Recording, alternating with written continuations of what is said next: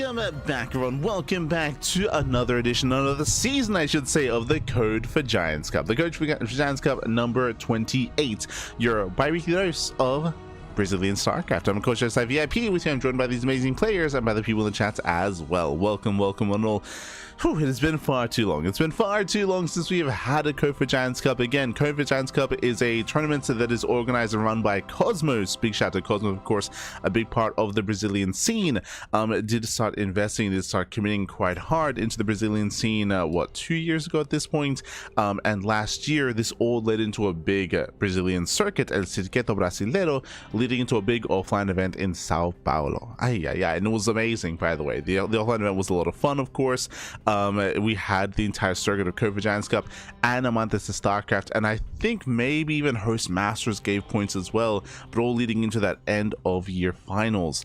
It was amazing, it was beautiful. Of course, we were able to showcase players like Erik. MasTeR, if you recall, he got knocked out early in the event, so he actually didn't go to the offline portion because he got knocked out. He got cheesed out by Kamikaze. It was crazy. that series is gonna be stuck in my mind. It got cheesed the hell out. That was an insanely short series. But yeah, so it was amazing last year, and are we able to do that again this year? Now, I cannot confirm whether there's plans to once again tie together all the Brazilian events and lead it into an offline finals, but what I can say though is that we have these regardless regular regular bi-weekly events. We have Code for Giants Cup, we have Code for Giants Cup Latam, and we also have MasTeR StarCraft as well. Unfortunately, we weren't able to cover these events live at the time. Again, like, we've just been catching up on so much StarCraft, on Little League Cup, Rungy Cup, Thunderfire, Homestory Cup, but now we can catch up with all the more regular, like, weeklies, bi-weeklies, monthlies, and then eventually get back into live coverage of all of these events. We'll get there. We will get there. For the time being, though, going to be jumping into our semi-finals, into eventually the grand finals as well. Depending on the length of the broadcast, we might even be able to jump into some of the viewer replays as well. We do have a couple that have been banking up, of course, over the past couple of weeks. And I also do apologize for the short streams we had last night. If you were here yesterday, 24 hours ago, we were live with StarCraft Evolution. We were supposed to be, but likewise, yesterday there was also a patch. A patch had launched for StarCraft Evolution, and it did break a bunch of replays. So it was a little bit awkward, especially because we just got raided by a laser. Like, we got a massive raid from a laser, and then we found out that the replays were broken. It's like, oh, that's a bit of a feels bad, man. Because of that, we might have to be restructuring some of the future costs, specifically for StarCraft Evolution. When it comes to SC Evo number 19 and the 2v2 event, we'll have to go in and, like, double check those maps and double check those games to see if we even can cover those matches and cover those series. Hopefully we can, but yeah, we'll double check moving forward here when it comes to those upcoming matches. Otherwise, we do have our fresh series. Let's go. Let us go. Going to be jumping into Inexorable versus Victor Bansimer. Let's go. We do have our TUP. Game 1 is going to be on Tourmaline. Vamonos. Eventually we'll get caught. Yeah, we're getting there. We're getting there. It should take like 2 weeks. It should take around 2 weeks to catch up on all the Biggest Cups that we missed, Code for Giants Cups, some MasTeR StarCraft, WarTV Mondays. Around 2 weeks or so, we'll be there. I will be there. But here we go, spawning in the top right hand corner of Tourmaline. We have the Brazilian Terran player. We have the blue Terran representing Insane Master Killers. His new team, it is Inexorable. And spawning in the bottom left hand corner, we have his opponents. We have the Brazilian Protoss player, the red Protoss representing host Masters. It is Victor Bansimer. Victor, here we go. We're here, we are back, and a big shout out to C Grail in the chat. God, yeah, thank you so much for subscribing for 37 months, papi. Crazy. Thank you so much. Do appreciate the support. Do appreciate all the love. Thank you so much. Thank you for what you do. We appreciate it, man. We appreciate it. Esther Seagrail. But yeah, it's been an intense. Oh my god, it's been an intense couple of months, of course, when it comes to covering StarCraft, when it comes to catching up all the events. There's still more to come, of course. RSL, the playoffs are around the corner. We will be co-streaming the RSL playoffs. What else comes to mind? Of course, oh right, this the announcement of the StarCraft Miniatures game. I legitimately do want to get into it. I do want to try it out here. I always had like friends that were into Warhammer, but obviously the big barrier to entry is the price tag on Warhammer 40k. It is insane. Just how that is. I mean, a lot of hobbies are, to be fair, right? Like the amount that you can sink into, say, Magic the Gathering or Yu-Gi-Oh, or a lot of these other card games, honestly quite comparable. Maybe a step below, but like nonetheless, like it can, that sort of thing can stack up. And that was always something that deterred me. But because the StarCraft Miniatures price tag is so much lower, and it's obviously, you know, an IP that's near and dear to my heart, very tempted, very tempted. And yeah, we'll see what happens. My painting skills are hot garbage. They're they're awful, baby. They're awful. But you know what? Maybe they'll improve. Maybe they'll improve with practice, and we can get a like a Zerg squad going. We'll see. I'm excited though. I'm excited. There we go. Here we go. For now, though, we're going to be calming down. We're going to be settling in. We do have our standard openers here, just so far, going for a gate expand. Likewise, we do have Victor. Sorry, we do have an Inexorable going for his own single gas opener as well. So economic opener out of our Terran player, standard opener out of our Protoss. Everything is looking normal so far. We are loading into Tourmaline. Tourmaline is a smaller map, shorter rush distance by ground. We expect aggression here. So far, Inexorable not cutting corners, does go for a safe bunker on the low ground, and he even SCV scattered. Sorry, I should say Reaver scattered as well. Doesn't that look bad? Much love. Appreciate the Total Biscuit voice lines here, as Inexorable does poke in, does poke out, and it is going to be our Twilight Council as the tech of choice. Let's go. Card games are crazy expensive. They are, especially if you want to keep up with the current meta, right? I think what I appreciated out of Magic the most, back when I was playing, I mean, I was playing Magic the Gathering like actively. This would have been like 2014, 2013-ish. I remember when they released Commander, right? When Commander first came out, that was a big selling point, because suddenly, oh, all these older cards that you had are useful again, right? Like they're viable. They're like cards you can use in like a competitive setting. So I think Commander was like a great addition, and personally I really did enjoy Commander.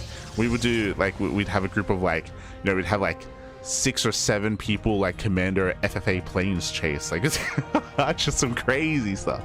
But there were like formats like that which I appreciate. But yeah, like playing like active Magic is crazy expensive. Just for those who don't know, it's because like basically every set that releases pushes further. Sorry, I should say typically the competitive format is the most recent sets. So whenever a new set releases, the old set gets phased out, right? It's like the most recent like 3 or 4 sets.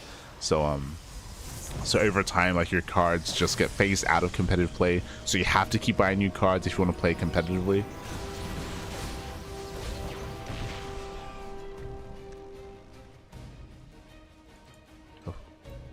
I think for something like Yu-Gi-Oh, it's a little bit different. For Yu-Gi-Oh, I think they allow all cards, but power creep is a big thing in Yu-Gi-Oh. Where new sets are like can get insanely good. Oh.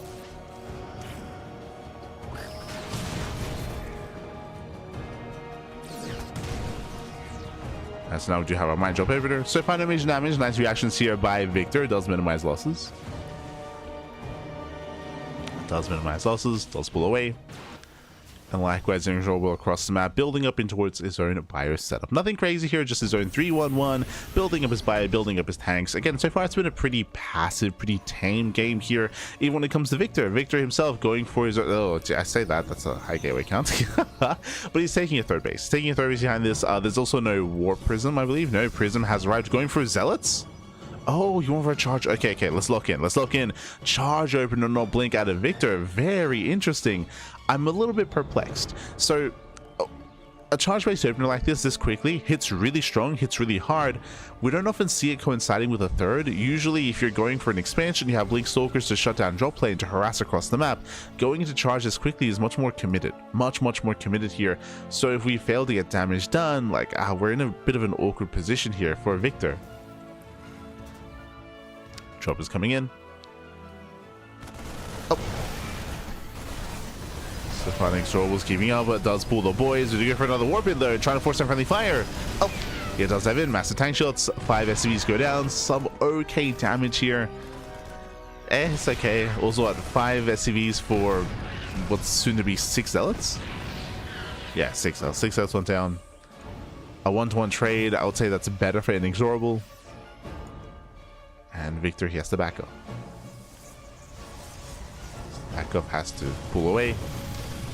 Oh, same time, auto starts into the mineral line. Getting another 5 for kills. Very nice kind of damage here by Inexorable.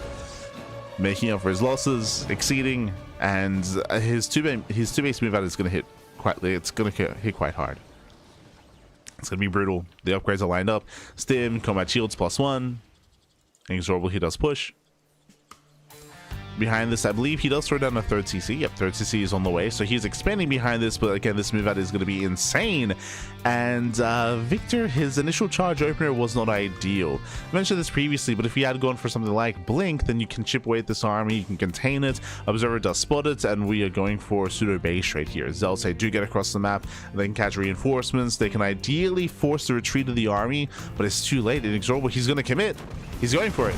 Oh, another big crit. No, gets 1, 2, 3, 4 stalkers. Ay. Blink is not done, of course. Massive pickups. Tank's going to get within range of the Robo. Robo goes down. No Colossus, no Immortals. Storm is on the way at the same time. Zealots get across the map, but the bunker is being repaired. Yeah, mass repair on the bunker, and Inexorable, he defends. He defends back at home. He keeps on pushing. The tanks, they survive. Storm may be a factor a little bit here, but nah, not even. Yeah, Storm is not going to be a factor. The army just stims on in, breaks the natural. GG gets called, and Inexorable takes game number 1. GG. Whew. GG, well played. Does take a lead in the series. Again, when it comes to Victor's build, it was a bit of an oddity here. Winding it back, there's a reason why Blink is so common in TVP and why Charge is so niche, but opening up with charge lots like that, I feel like you do need to find more damage. Like the pressures on the Protoss to achieve more economic damage or trading with the army or getting something done, just because your defensive position is much weaker, right? Your defensive position is so much more weaker with charge lots, just because you can't really micro against an aggressing army. When you have charge lots, if you commit to a fight, you have to commit. There's no kiting, there's no efficiency there. Like it's kind of one and done sort of thing. So opening up charge does leave you vulnerable to these pushes, especially if you fail to do damage early on. GG, well played. And with that, Inexorable does take a lead in the series, and we'll see how Victor adjusts coming into game number 2. Again, I feel like if you're opening up charge, you gotta just double down. Just double down, forget about the 3rd base, like get 2 more gateways and just commit across the map. Or typically that's sort of like a hard counter to what you believe is going to be an all-in. But here we go. Here we go, we're getting into our next game, and spawning in the bottom right hand corner of Winter Madness, we have the Brazilian Protoss, sorry, the Brazilian Terran player, the Blue Terran, representing insane MasTeR killers. Leading the series 1-0, it is Inexorable. And spawning in the top left hand corner, we have the Brazilian Protoss player, the Red Protoss, representing host Masters, it is Victor Bansamer. Victor. But here we go, settling into game 2. We'll see how our Protoss player does adjust. We'll see likewise if Inexorable does do anything different here. Going for a pretty standard game and going for a racked expand into a 3-1-1 stim timing. Like nothing fancy here from Inexorable. Did hit quite hard. You could also argue that specifically on Tourmaline, it's more unforgiving just because the map is so small. So if we had the same build, there's a higher chance that Victor actually defends this time, but we'll see. We'll see again how we do adjust. So playing Magic the Gathering in late 90s, Urza Saga block. Oh, that's quite some time ago. Ah, great. I think that means that you missed out on Commander, because Commander was more recent, right? Like I want to say Commander came out like around like 2012, 2011 sort of thing. Hold on, I could be crazy.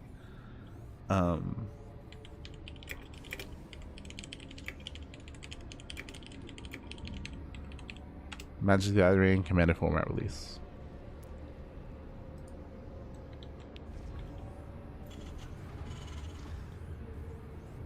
It officially came out 20... Wait, what?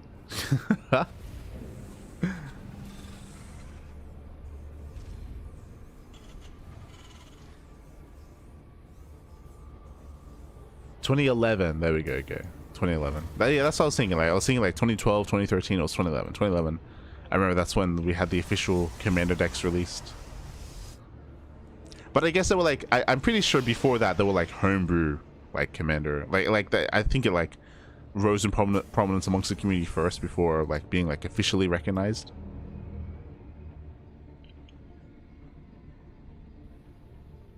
Yeah.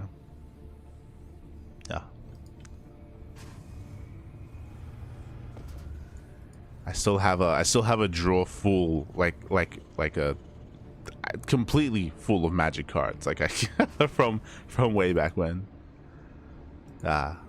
One day we'll sift through them.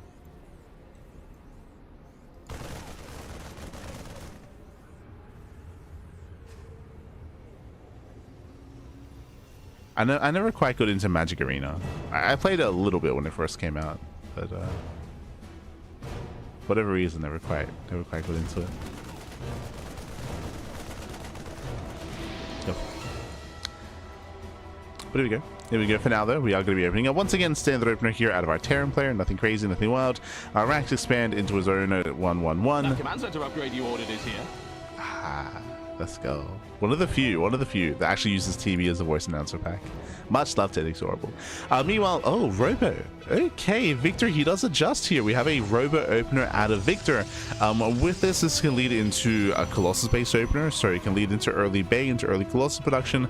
Otherwise, we could see some crazy drop play. We could see like Colossus drop-based play, which is very, very rare, very niche. Opening up Prison first.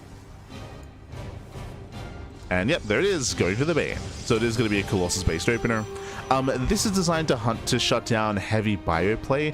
For example, if Inexorable was going for a 3-Rax, if it was going for like a 3-Rax sim timing, then I believe the Colossus comes out just in time and completely shuts that down. Like it's almost like a hard counter to something like a 3-Rax. But otherwise, this build is very niche and it's very outdated or very old school. The reason why you don't really see this much in competitive play and at the highest level of play, and you would only really see it if you believe your opponent is going for a 3-Rax or you scout a 3-Rax early on. But the reasoning why you don't see it too often is because you do lack mobility kind of in the mid game. Specifically something that, and the reason why you see so much Blink Stalker based play or Phoenixes as well is because Blink Stalkers and Phoenixes, what do? They shut down drops. Things like this, right? They gain map control, they shut down drop play, they contain your opponents, they fight for map control. Opening up Robo like this just completely abandons or completely just gives up your map control. As your army's just so less mobile. Meanwhile, drop does commit into the main. Yeah, it does commit in, gets one Stalker so far. Gets one, there's no safety battery, gets a second Stalker as well. Third Stalker falls, and we're gonna get up to 4. Nice juggling, nice control there by Inexorable. He's running out of steam, medevac goes down. But I mean, this still trades well. Bearing in mind, this was a very mineral dense army. As the Marines are being cleaned up here. But look at the trades. That was 8 Marines, that was 3 Hellions, that was 1 medevac for 5 Stalkers and a Sentry. At least gas-wise here, this was a better trade for the Terran. Meanwhile, these scouts. Checking the vision here, he did get eyes on the Robot and the Bay. He knows. He now knows it was a Colossus-based opener. I mean, I say Colossus. My apologies. Not Colossus. Disruptor drop. Shaft code for Giants Cup. But Disruptor drop opener is crazy, by the way. Behind this, now going for the Colossus. This is a bold move, and we'll see if he gets away with it. Ideally, want to go for the mineral line. Prism gets spotted. Stim is not done.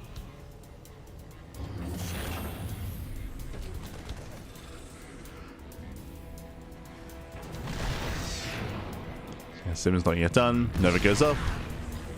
Oh, catching at 3 Marines. Okay. Well, we're getting some value here. Three Marines get caught.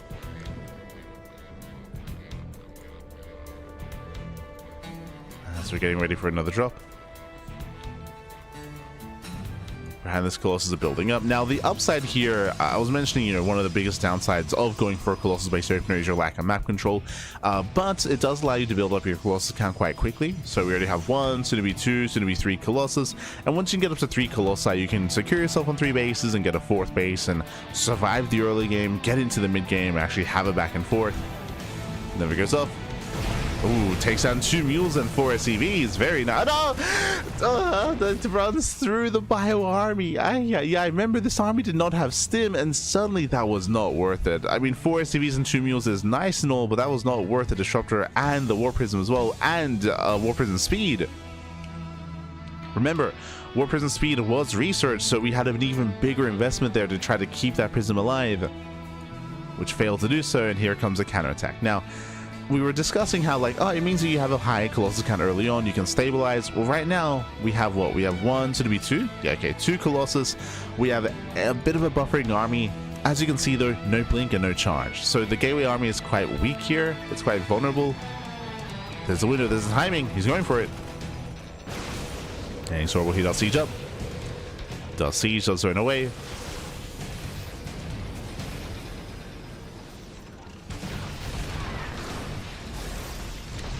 Does run away. Thankfully is out of range of the expansion, but is within range of the army. Yeah, tank volley is going up, free damage. Nor does they stim in. Oh, almost overextending, baiting the zealots out. They bait out the zealots. I feel like we could push forward with these tanks. They're a little bit far behind. As now there's a 3rd Colossus. A nice tank shot, so catching up more stalkers. And more Stalkers going down. At the same time, this army has not been getting any bigger. Raven gets sniped. Nice snipe of the Raven. And Victor should pull away. Sorry, I said Victor. Inexorable. As he's actually still pushing forward. Here come the reinforcements. Now he's rallying. He's rallying across. Oof. Yeah, massive tank voice here on the Stalkers. Remember, there is no blink. There's no blink, pappy. The Zealots, they come in from behind. They force a bit of friendly fire. Not bad. As one tank barely survives. Just barely. Ah, I spoke too soon. Gets cleaned up. Colossus, they live. He's holding. 4 Colossus. Barely holding on. There's no anti-air, so medevacs, they can just float in. Yeah, they can just float on in. Do as they please.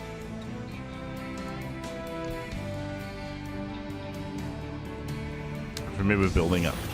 Now, on the one hand, Victor did survive, that is true. On the other hand, the 4th base is very late. Typically in TVP, the Protosphere wants to be on 4 bases, or they want to be up an expansion way to the Terran. Here at Inexorable, he's even on bases and even on workers plus mules. Inexorable does have the greater economy. So the Terran player has a stronger economy and likewise has a stronger army as well. I mean, because of the larger, you know, the greater resource income here. So better production, larger army. And Zorbo's looking very comfortable. From the side of the Protoss, there's a lot of catching up to do here when it comes to expanding, getting a 4th base, likewise diversifying splash damage, working towards Storm, getting into Blink. Victor needs time to stabilize. And Inexorable should not give him that time. Shouldn't give it to him.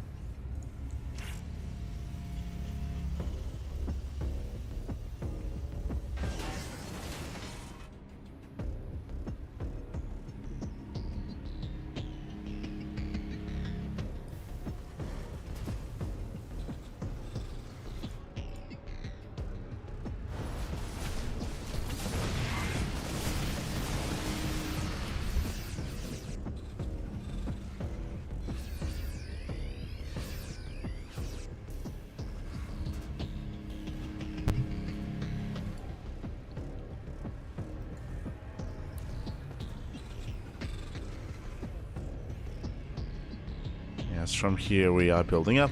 I would have said that there was a window here where Zorbo could move out and break his opponent. I still think there is a window, but now Storm is complete. And how many Templar do we have? At 6. 6 Templar. Are there any ghosts with the main army? There is no. 0 ghosts here for Inexorable. There's the first storm. Vikings, they catch out the where's the anti-air? No, there's no anti-air. There's what, 3 stalkers? They get 1, 2 colossus go down, and we can just chase. Yeah, Vikings, they can just chase them down. There's not enough anti-air, papi. Nothing shoots up. Keep going. Keep going. Don't be afraid. Oh no. Yeah, 2 colossus remaining. Storm does try to zone. And does zone away, to be fair. It's a lot of storms. The Vikings, they land? Okay, they land on the High Templar. 0 storms remaining. But that's going to cost him every single Viking. Questionable moves here by Inexorable. I feel like he could have dealt with the Colossus first. I mean, he's doing fine anyway. He still trades well. Still does trade. At the same time, drop into the main. June drop as well. Victor, he's barely hanging on here, barely holding on to his 3rd. But Inexorable's rallying. He's rallying across. From here, he does spot the Colossus. Gets 1. There's 1 left. 1 remaining. More reinforcements on the way.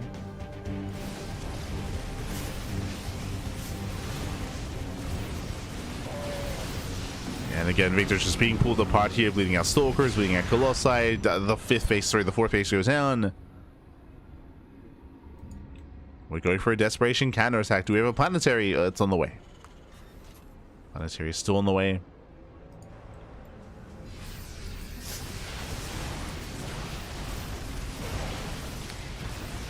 So I'm also trying to be active. Catching out an Immortal. Zealotay, they do get 7 SCVs. Some damage is not, but yeah, GG. GG gets called. There's no army left here. And Inexorable, he does take the series 2-0. GG.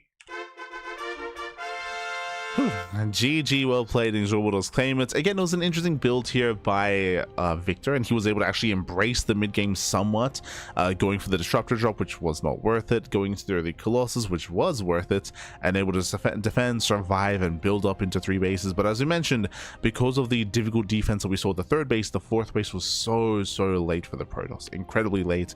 Because that Victor, he took a massive lead. He was ahead economically the entire game, was able to take his own 4th expansion, build up his SCV count, mule up of course, and eventually overwhelm. Unfortunately, the economy just wasn't there for Victor, so he couldn't really afford to build up his Stalker count, to refine his army. He was getting there, he was almost there. He had plenty of High Templar, plenty of Colossus, but he had very little support for that army in the form of Charge Shots and Stalkers. GG.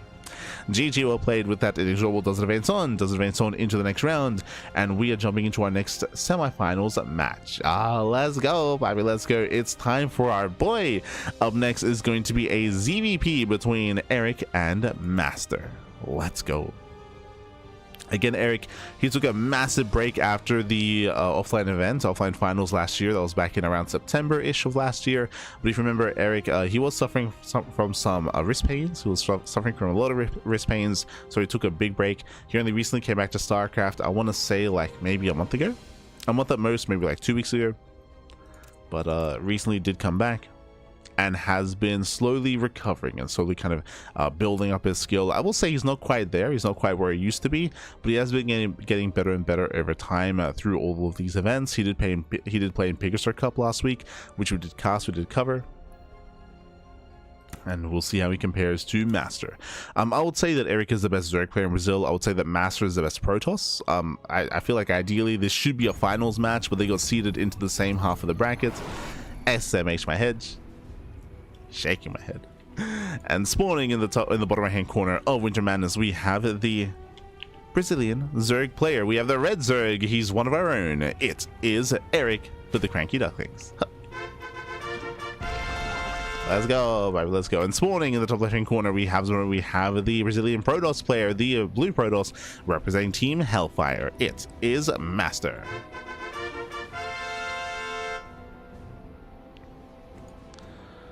Here we go. We're going to be settling into our own game. We're going to be settling into our first series, into our semifinals.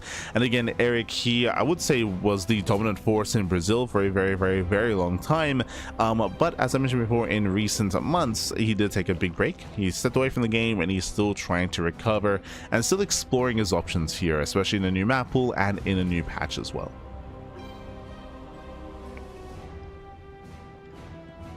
I know he's been messing around a little bit with fast lair play, with fast spire and meter play. He has been messing around, and we'll see where he takes us. Oh.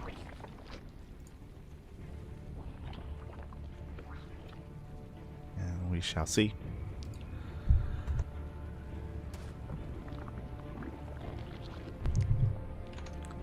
Players are opening up. So far, hatch gas pool. Standard opener here by Erik. Likewise, MasTeR going for his own gate gate expand into Cybercore.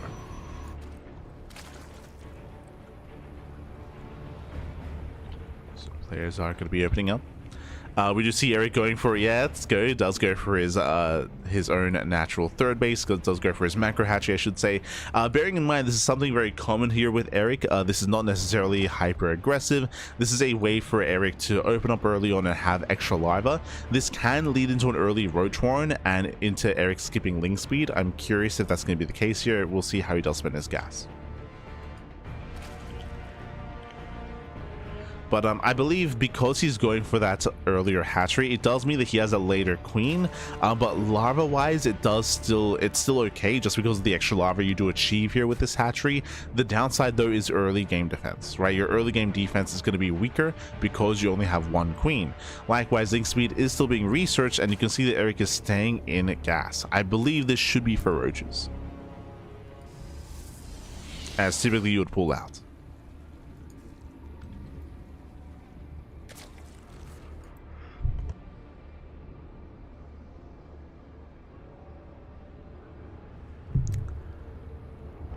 Now that Erik is securing his own 2-base setup.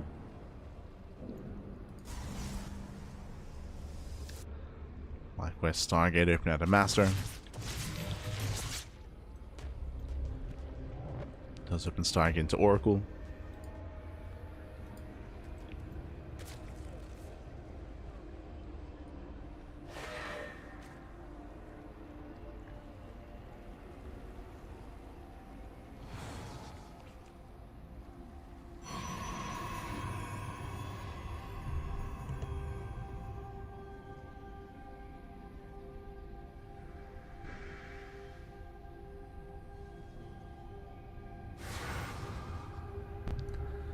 Yes, from here, MasTeR's claiming his third base, just Oracle opener into a third. From here, he can harass, he can get into his tech, waiting to see the timing of the Twilight Counts on the Forge. Meanwhile, I assumed it was going to be for a fast Roach Warren, but no, it's going to be for a fast lair. That's what, a 340-ish, 345-ish lair timing here out of Erik, pulling into gas, going for his own second, third, and fourth gas geysers. That's a lot of gas that's being taken here, and we'll see if Erik is going to 2-base Hydra or 2-base Muta. What's it going to be? Based on the Bailiness here, I mean, it could still be either one. Did mention that Erik was playing with, faster Spire builds. MasTeR goes in. Spore's ready. Spore's in position. We have 2 queens here at the natural. Oracle will take a lot of hits. Ooh, gonna be forced back. Some melee's on the way.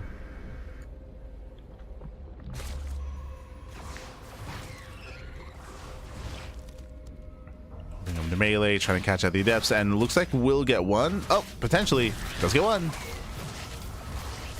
And the adept does go down. Has to respect the oracles behind this standard follow-up here, +1 and blink. Nothing crazy when it comes to MasTeR here, just playing standard, building up into the mid game.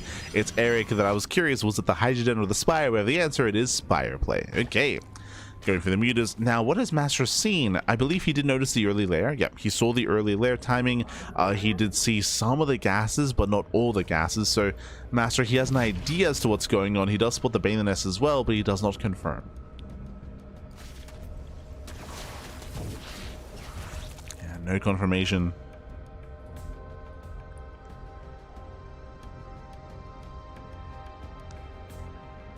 And Erik is holding his own. MasTeR can soon be active once he gets his Blink Stalkers up and running.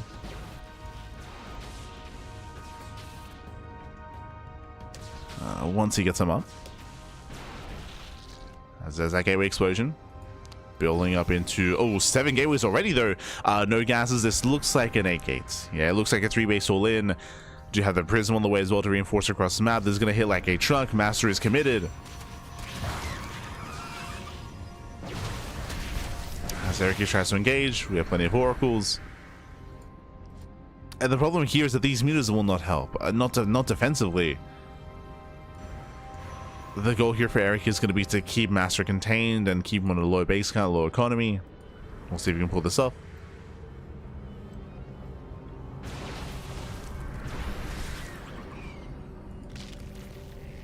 As Erik to take a 5th gas geyser.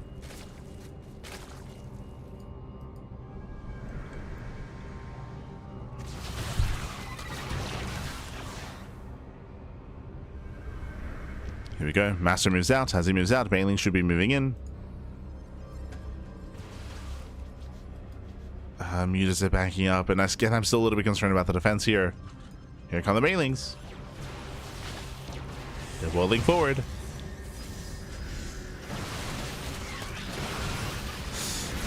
Yeah, with that laser going down, again, mutas are revealed. MasTeR should be feeling good about this. Banelings, they do crash in. 9 probes go down. That's good damage, but again, this army cannot be dealt with. This army just cannot be dealt with.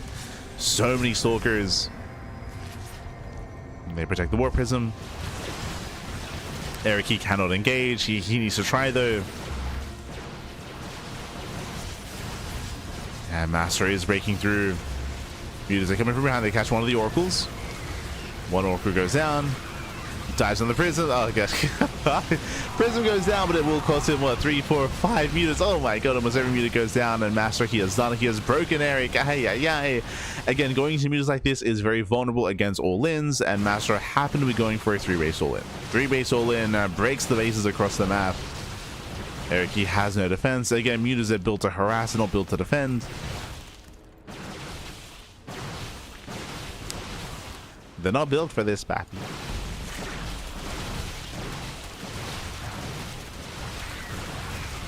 Now with that MasTeR, he will break through. Nice spin control, saving those weekend stalkers. The boys are being pulled. Erik getting desperate. The desperation, baby. GG gets called, and MasTeR takes game number 1. GG. Does take game 1, does take lead in the series. Wanting it back here, as a reminder, Erik, he was being very cheeky. He went for a very fast lair timing into fast 2-base muta, or 2.5 base muta, cutting workers at 53 and going for that, was it 345? Yeah, 345 lair timing. So very early, very fast, and unfortunately, blindly, MasTeR was going for a 3-base all-in. He didn't take his gases at the 3rd base. He went for a robo with a Warp Prism, but he went up to 7 gateways, committed across the map, and if Erik was playing a little bit safer, if he had a safety Rotorn, or if he was going Hydra as well, there could have been a defense here, but going into mutas does leave you so vulnerable to these all-ins, and GG. GG well played. I don't know if MasTeR was maybe aware of some of the tendencies of Erik and just assumed it would be mutas, or just took a bit of a risk and took a bit of a gamble, but regardless, GG. GG, and with that, we're now getting to game number 2, and we'll see if MasTeR can close it out, so we'll see if Erik can bring it back.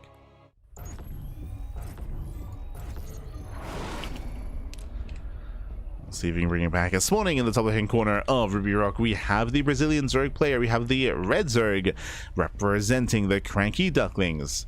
He's one of our own. It is Erik. Near and dear to our hearts, baby. And spawning in the bottom right-hand corner, we have as opponent, we have the Brazilian Protoss player. We have the Blue Protoss representing Team Hellfire. It is MasTeR.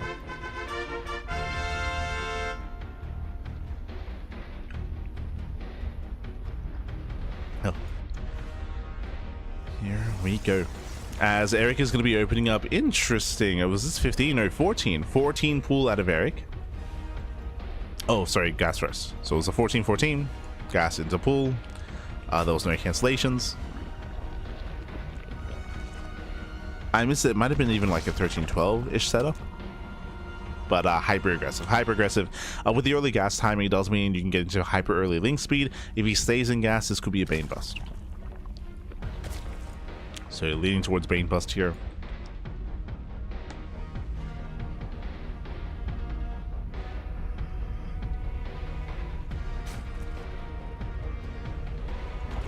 Could be a Roach Rush as well, true. Probe Scouts the early tech.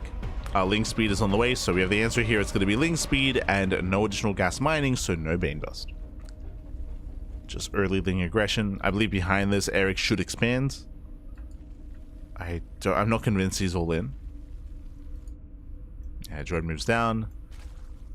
MasTeR's in position. There's a pylon block, and Erik, he can set up here his expansion elsewhere, but no, he's fighting for the pylon. I mean, he has early link production, true. He has the early Zerglings. He does force out an early Zealot out of his opponent. It's going to be a gate, a Cyber into second gateway into a delayed expansion. MasTeR can make another Zealot, but he's going for the Adept. Now, this is something that Erik has to try to overcome now. On the one hand, he forced a reaction. On the other hand, he has to deal with this reaction. Because MasTeR was forced to delay his expansion, he's going to have a lot of Adepts early on. It's going to be up to Erik to keep up and minimize losses. It's not going to be easy.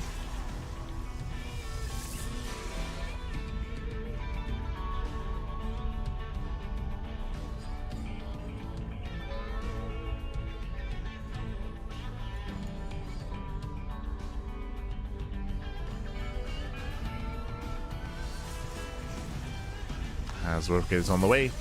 There's no additional Adepts yet. Interesting. Yeah, MasTeR delaying his second Adept and going for a Stargate. Okay. Does go for the Stargate follow-up. Erik is droning. He's droning, he's saturating. I mean, he sees no additional warpins here.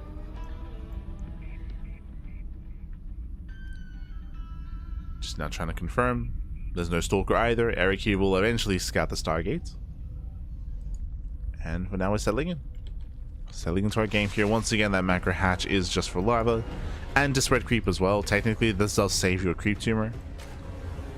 Which means you have an extra injection.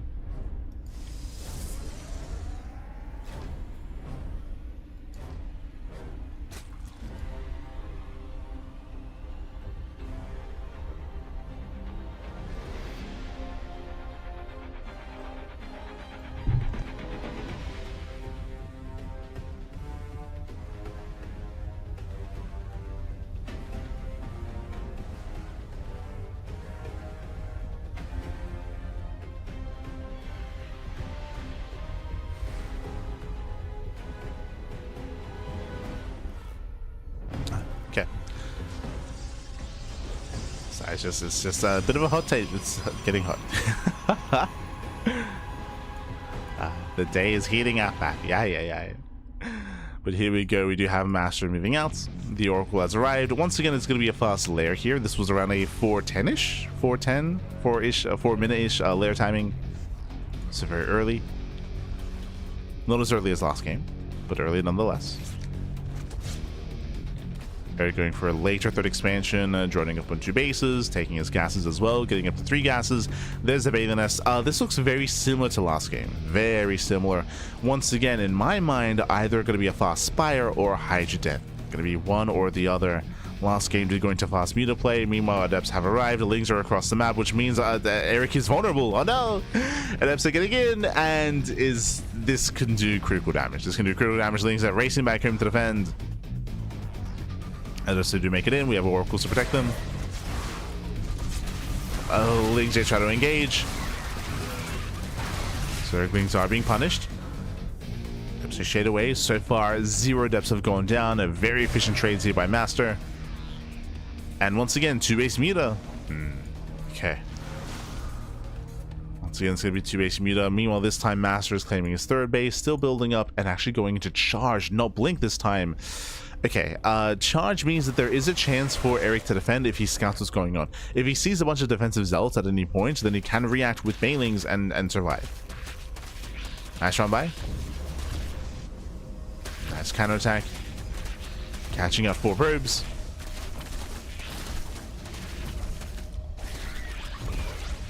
Yeah, 4, 5, 6, 7 probes. Oh my god, this is getting out of hand. The 7 probes go down. Same time, MasTeR, he has to commit in. Adepts are getting caught, they're getting surrounded. Erik, so far, is holding his own. He harasses across the map, he casts out the Adepts as well. And the Spire, so far, I believe, is unscouted. I switch. Oh, never mind, it has been scouted. Has been seen. MasTeR back at home is starting up his Phoenixes. Phoenixes are amassing, Zealots are warping in. Importantly, run by here as Zealots are seen. He knows. Erik is now fully aware of the charge lots, and we should be getting ready with banelings back at home. as Mutalisks are on the way.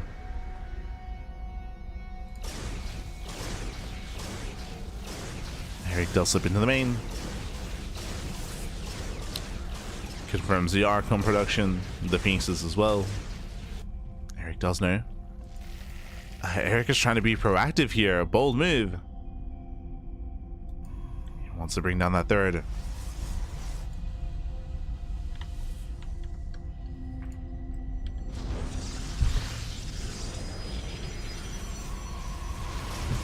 Premier's moving in, catching at the Oracle. Archons have still yet to morph. Oh, but they do hold the line. One Archon goes down. Oh, the Banelings will connect. No, was that manual? Manual detonation on the Banelings there, and with that, they were wasted. Erik, he does, MasTeR does hold, does defend. Mutants get cleaned up, and Erik is in a world of hurt. Erik, he is in trouble here. But that did look like a manual detonation, as everything just blew up at once. Oof. And with that, MasTeR, again, he's held onto his third base. He's building up his Archons, his Zealots. I believe his War Prism, yep, his War Prism has arrived. Soon, MasTeR can counterattack. And it's going to be a counterattack. It's going to be huge, pappy. It's going to be big. Lings, they attempt to run by. Ah, the Archon got surrounded, okay. Archon is surrounded, not bad. Corruptors are in the way.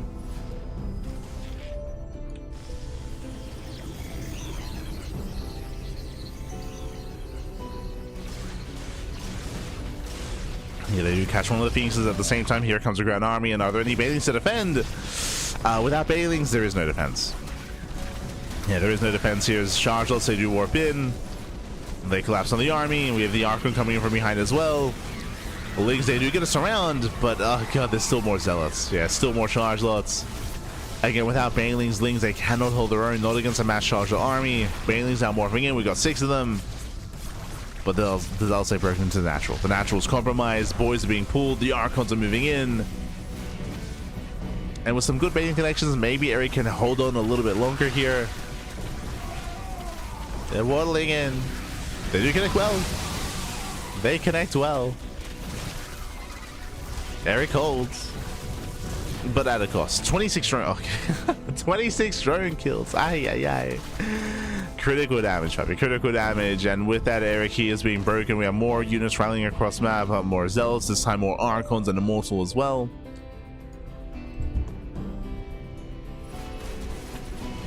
And GG gets called. GG gets called. MasTeR, he breaks on through. He will claim the series 2-0, advancing on to the grand finals. GG. Whew. GG, well played. Interesting builds here from Erik. As I mentioned before, Erik, he has been experimenting a little bit here, and he didn't go for the same build 2 games in a row. The openers were different. I will say that the openers were varying here for Erik between game 1 and game 2, but the end goal was the same, which was essentially 2.5 face meter play. Right, was getting to 5 gases, joining a 53, and getting to your mutas.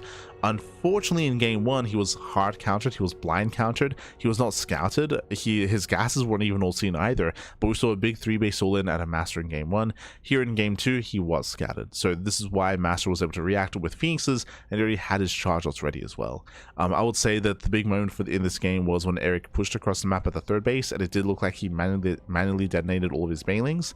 And I mean, even if he didn't do that, I don't know if he really could have gone into the mineral line. Like, I don't really see much damage being done there either way. But regardless, like, that was a really rough fight for Erik to commit as hard as he did and to fail to get damage done, and then everything swung in favor of MasTeR, as he could then counterattack and punish. Like, again, Erik's army was never built to defend, and did struggle defensively both in game 1 and in game 2. It's hard to get away with muta play. Like, again, like, when it comes to muta play in ZVP, you are heavily reliant on 1, your opponent not scouting, and 2, your opponent playing like more passive, standard, and defensive, right? If MasTeR was building up on 3 bases and then taking his gases and playing Blink Stalker and getting a 4th base and working towards Storm, for example, and building up into Colossus, then this can work. But if your opponent's being more active and aggressive, like we saw in game 1 with the all-in, or even here in game 2 with the counterattack, then that is where this kind of style struggles that much more. So a little bit unfortunate that MasTeR was as aggressive as he was, as Erik would otherwise flourish against a more defensive and standard player. GG. GG, well played. And with that, we do have our... Oh, un momento. With that, we do have our finalists here. One moment as I quickly... Okay, we do have our 2 finalists. It is going to be a best of 5 grand finals here between MasTeR and Inexorable. I do need a moment to set things up, to set up the players, set up the matches. So we're going to be going on a short break. Here before we jump into the grand finals. We'll see you soon with those finals with Inexorable and MasTeR. See you soon after the break. Oh, un moment.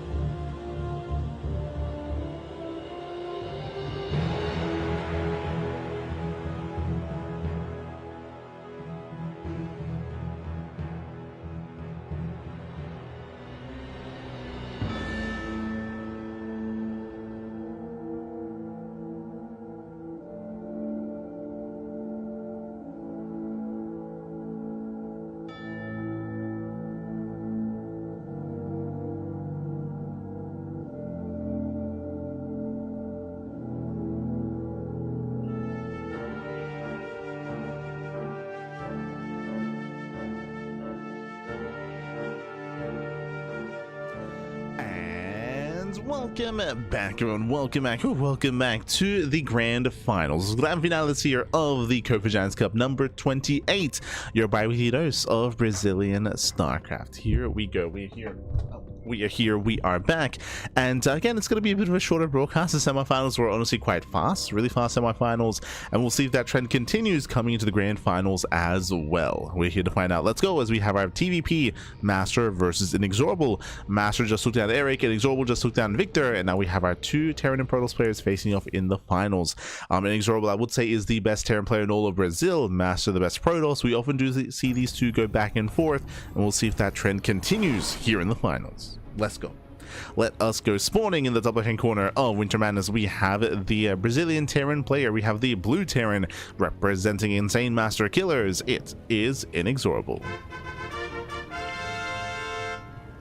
And spawning in the bottom right hand corner, we have the Brazilian Protoss player. We have the red Protoss representing Team Hellfire. It is MasTeR. Here we go. So we're jumping into our fresh at TVP and getting into this here again. Inexorable, when it comes to his play against MasTeR, when it comes to what he's been excelling at, we have seen him be very successful when it comes to early game aggression, referring to 2-base play, 3-base play. That is where typically Inexorable does thrive. At the same time, MasTeR, he has been thriving when it comes to the mid game to mid to late game. If he can slow the game down, build up his base count, that is where MasTeR is going to be at his best. But we'll see how players do adjust. Again, I haven't really been able to cast much Brazilian StarCraft since last year, so I'm curious to see how our players have adjusted over these months, if their styles have changed, and if how the meta has impacted them. Oh boy, here we go. And so now we do have the attempted eBay block, but MasTeR is in position. Yeah, he is in position here, and so far the SV is going to be deterred. We have the Probe Scout across the map. MasTeR, he does have those resources, and so far is being delayed. SV taking a little hits. Oh no! One more! Yeah, one more hits. The SV has to get the hell out of here. There's an Nexus, is thrown down. So not a big delay here on MasTeR. Not too big.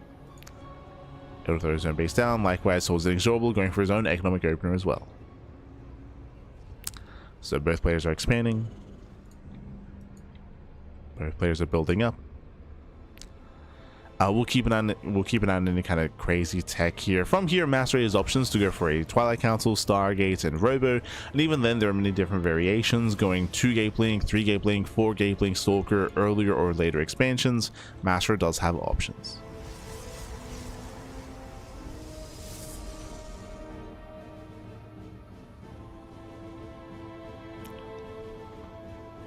He's got options back.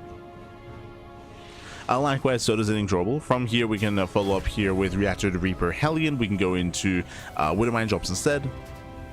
No Reapers on the way, going into Reactor Marine.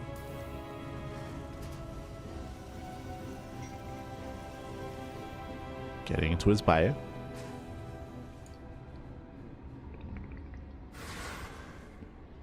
And we have our tech of choice, going to be going for a Twilight Council. So Twilight Council opener here out of MasTeR, opening up Blink. Once again, as we mentioned, we're looking to see how many gateways get thrown down. A higher gateway count is going to be more aggressive, of course. Lower gateway count is going to be greedier. So we'll see if he does cut any corners. On a larger map like Winter Madness, I do like the idea of just opening up 2-gate Blink. Does make a lot of sense.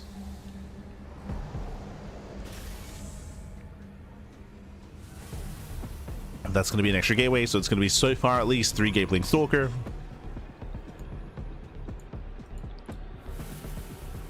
Building up to 3 gates.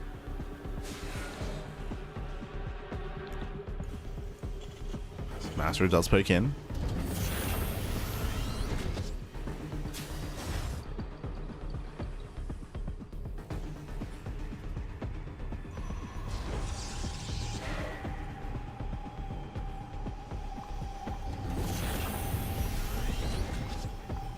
MasTeR does poke.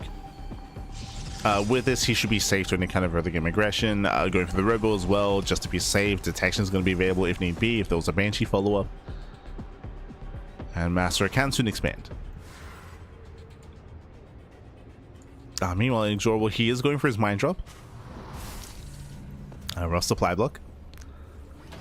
Reacted Marine into Widowmine Drop, into Bio follow-up. And we'll see if MasTeR can defend. So far, at least MasTeR did not get into the main, so he's not fully aware as to what's going on. He's in the dark.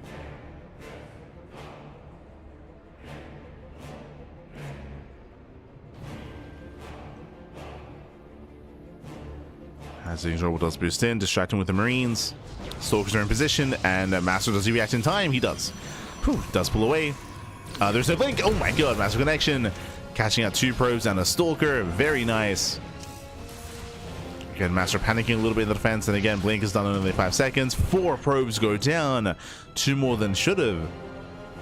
So 4 probe kills and a Stalker. Medevac does not quite make it out, so Medevac is hunted down. So there's a bit of a give and take, a bit of a trade.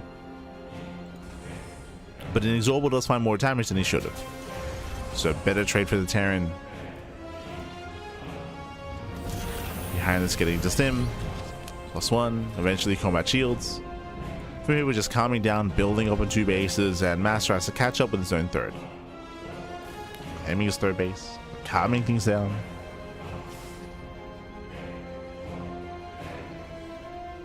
Oh, we have our splash damage of choice. Building up into the bay, into Colossus. So Colossus production on the horizon. Going into a much later storm, if at all.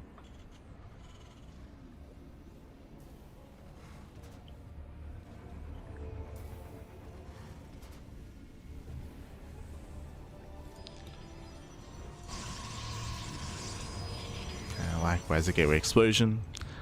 Saturating the 3rd base. Because of the bay that's on the way, MasTeR most likely is going to be building up to, what, 2-3 Colossus, then claiming a 4th. He's playing very mid-game oriented, which is what we assumed would happen. Again, that's typically how, or where MasTeR thrives. The big question for Inexorable, does he throw down extra Raxes? Does he throw down a 4th and 5th Rax? Otherwise, we should be seeing a 3rd CC soon.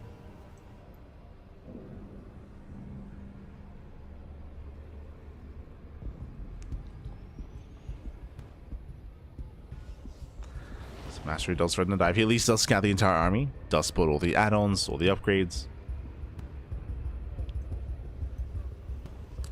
MasTeR is aware. Oh, Observer gets spotted. Observer is called out.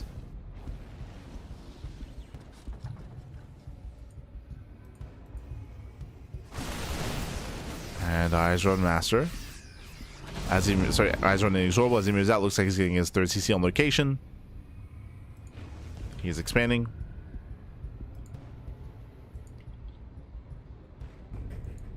And MasTeR does spot the move out. Back at home defensively, he does have 1 Colossus in position. So is Colossus. He has a couple of force fields. But he doesn't really slow down this army. Inexorable gets across the map. Gets spotted. Same time dropping into the main. Terran player, he can break through. He has potential. Oh, trying to rotate. Chipping with the army. 2nd Colossus has arrived. As the army is distracted, drop goes into the main. It drops those. Oh my god, the force fields. Yeah, nice force fields catching at the Marauders. That's what 3 Marauders going down. Very nice force fields. But the drop in the main base does get into the middle line. Probes are going down. Nice damage here in the main. 5 probes. Catching out 5 workers. But MasTeR is still holding on.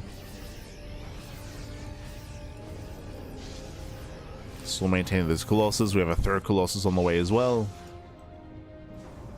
He's holding.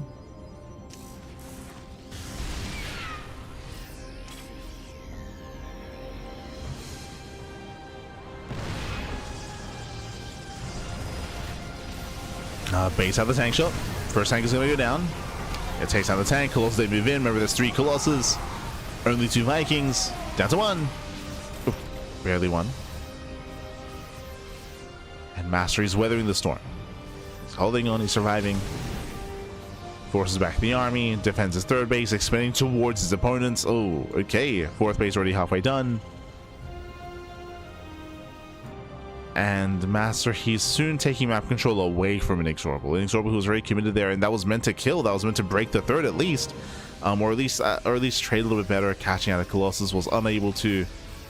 MasTeR's catching back up. At least Inexorable does retain this army. True.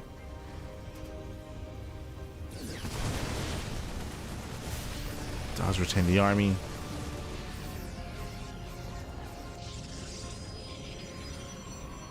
Then come back for a later push.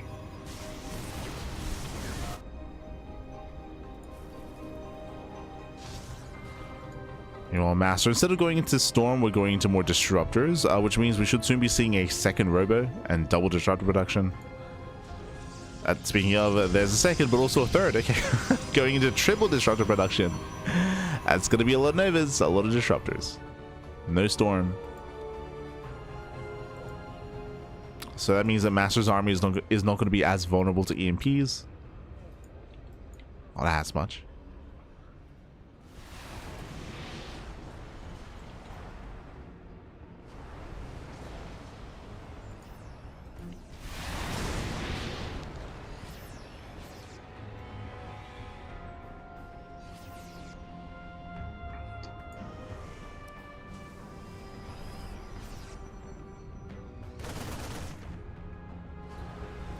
As Inexorable does push forward. His Viking count is looking solid so far. 11 Vikings. Does get the first Colossus. Takes down one. There's no batteries here on the low ground. So far, better trade for the Terran.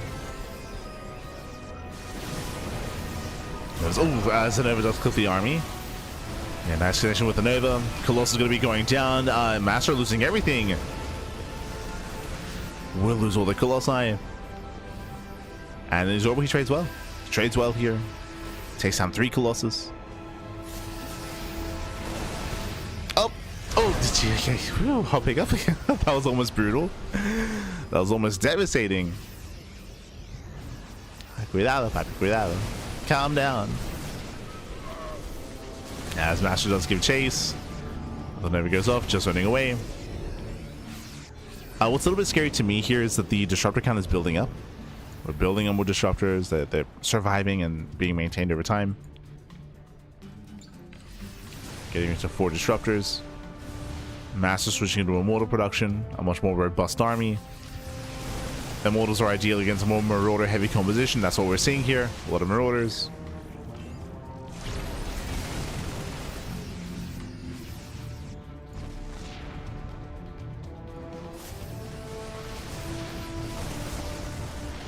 Inexorable does rotate. Oh! Getting a better angle. Going for the 5th. Can they bring it down? Can they bring down that 5th base? So far the Novas have been lackluster. The Nova goes off. Ooh, much better connection. And MasTeR holds. Yeah, MasTeR, he does hold on here. He cleans everything up. We have those 4 Immortals just going to town on the army.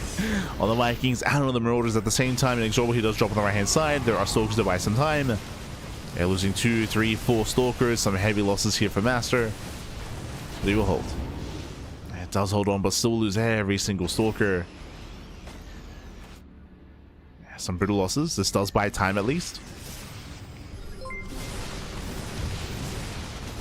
It's by time, dragging the army into the main. MasTeR, he does push out. Doesn't get too distracted. Spots the army. Oh! That's a lot of medevacs. Does spot the army. Forcing the unload. Catching an Immortal, not bad. Does catch the Immortal, the sword drop across the map, and MasTeR, he does spot this.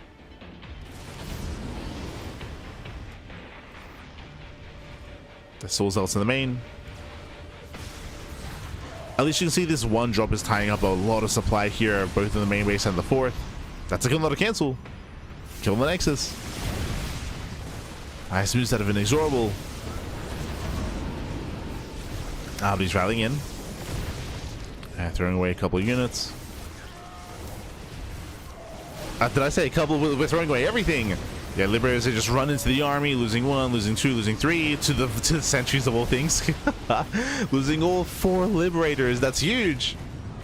Yeah, massive loss for Inexorable. MasTeR is maxed out. Disruptors, they overextend. Goes away 2. So both players throwing away some units here. We're getting chaotic, getting crazy. Getting a little bit too chaotic here.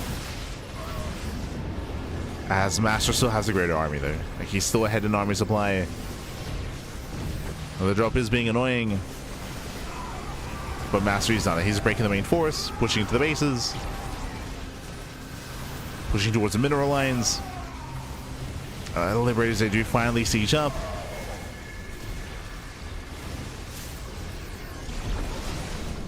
They finally do siege. Trying to push forward. Again, anti-air is a little bit more limited here for MasTeR. He does have Blink. Drop is finally dealt with. There's only one Marine left. Oh, and MasTeR does rotate. And he rotates over. Dives on the Liberator. Gets one. Nova goes off. Grazing the army. Oof. Yeah, much better towards the end. And then he just cannot keep up. Too many losses. Cannot sustain this. GG gets called, and MasTeR, he will overwhelm. He will take game number 1. GG. Whew. GG, well played, MasTeR. He will take a lead in the series. Meanwhile, a big shout out to Mr. Dingleberry in the chat. God, thank you so much. Thank you so much for subscribing for 2 months. Do appreciate it. Do appreciate the support. Thank you so much. Hope you enjoy the content. Hope you enjoy the StarCraft. Meanwhile, when it comes to this game, we had a bit of a back and forth between both Inexorable and MasTeR. They both had their strong moments. But in the end, we did see Inexorable kind of fumble the ball there, maybe panicking a little bit too much, misrallying into the army, throwing away Marines, throwing away Marauders, more importantly, throwing away 4 Liberators. Imagine this game with 4 extra Liberators. If they're able to keep up with the rotations, I do not see the Protoss army pushing in. I don't see the Protoss army breaking any of these bases. With 4 extra freedom zones, I mean, no shot he can actually break through. He had very limited anti-air. He could barely deal with the Liberators that were there, the 2 Liberators that were there. So that could have made for a very different kind of game state, with Inexorable slowing the game down and being able to max out himself. Again, that was 4 Liberators. But GG, well played with that. MasTeR does claim a lead in the series, and Inexorable, we got to tighten up. We got to tighten up our play here. We cannot afford those kind of mistakes. To throw away that much army, to throw away that many units, and for everything to end then and there. But here we go. Here we go. Spawning in the top right-hand corner of Tourmaline, we have the Brazilian Terran player. We have the blue Terran representing insane MasTeR killers. It is Inexorable. And spawning in the bottom left-hand corner, we have the Brazilian Protoss player. We have the red Protoss representing Team Hellfire. It is MasTeR. Here we go. Here we go as we load into a much smaller map, a much smaller map. The map pool here. Shorter rush distance by ground, more open third bases, more open fourth bases, just more open in general, and aggression is more favored here on Tourmaline. So we do expect to see more aggressive builds as a result of that. So we do expect to see maybe MasTeR going for extra gateways and going for a heavier Blink Stalker build, or even going into Charge. Charge is also a viable option on Tourmaline. So there are more aggressive options for the Protoss. Likewise with the Terran as well. We could see Inexorable go for a 2-base all-in. We could see a double gas opener. For now, just like Rax expand, economic start. The opener is more standard here, but we'll see what the follow-up is going to lead into.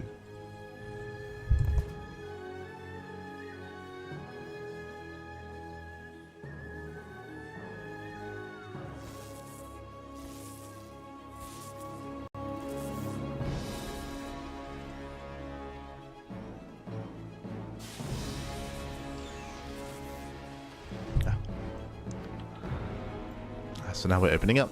It's going to be Marine first. So Inexorable, he's going to be cutting corners early on. Already just an economic start, and also skipping the Reaper. Does skip the Reaper.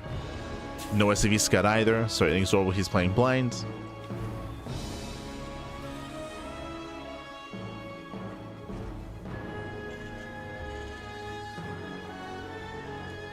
Meanwhile, MasTeR building up. I mean, there's less of a chance that there's anything too crazy this early on. But it does mean that Inexorable, he won't be able to see whether it's going to be a Twilight Council or Stargates. He won't necessarily see the opener. He won't see the tech. Typically, these builds do open up with 1 Hellion. The reasoning for that is to get some scouting information, so the Hellion can just sacrifice itself going into the main. Just rushing in. But we'll keep an eye on our Terran.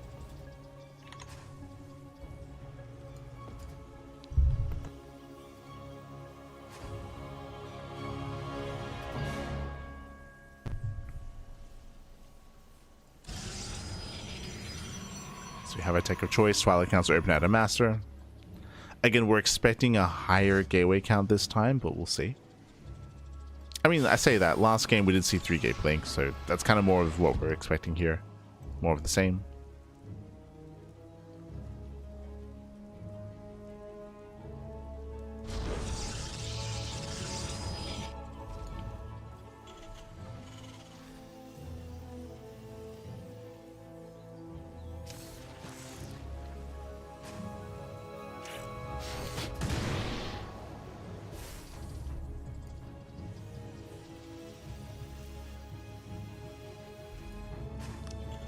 As the mine shot goes off, we have extra gateways being thrown down. MasTeR building up to 3-gate blink.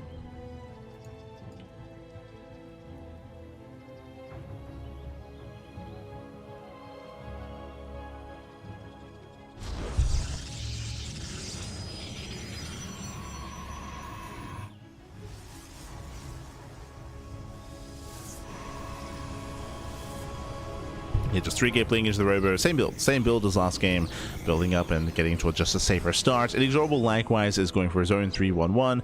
Oh, this time going for a more committed mine drop. If you recall, last game was only 2 of the mines, this time 3. So a little bit more committed. The reason why this can work and this can catch a player off guard is because as the defending player, you don't know how many wood mines are in the medevac. You can reveal 2, hold on to 1, and show it a little bit later to catch your opponent off guard as they pan away from the screen, as they pan away from the mineral line, and then damage can be done. So you can be a little bit cheeky here with extra mines. At the same time, Inexorable, he does move out with his Marines, and ooh, he might be able to distract here at the 3rd. That's the goal. Mine drop does miss in. Oh no! Medevac goes down. Only 2 wood mines to unload. Yeah. At the same time, Marines, they do hit the 3rd base, but I feel like the Marines should have been hitting first. They hit later. Yeah, they hit much later. Clean the defense here by MasTeR, losing 2 probes. Sorry, losing 1. 1 probe goes down. For 3 wood mines on a medevac. Yeah, rough start for Inexorable. He has to get the hell out of here. But ideally, the Marines hit first to distract MasTeR. They drag over the Stalkers, and then the drop comes in. But instead, the drop led the charge. So it feels like a little bit mismanaged there from Inexorable. And now he's in a rough position. Now he's stuck at home.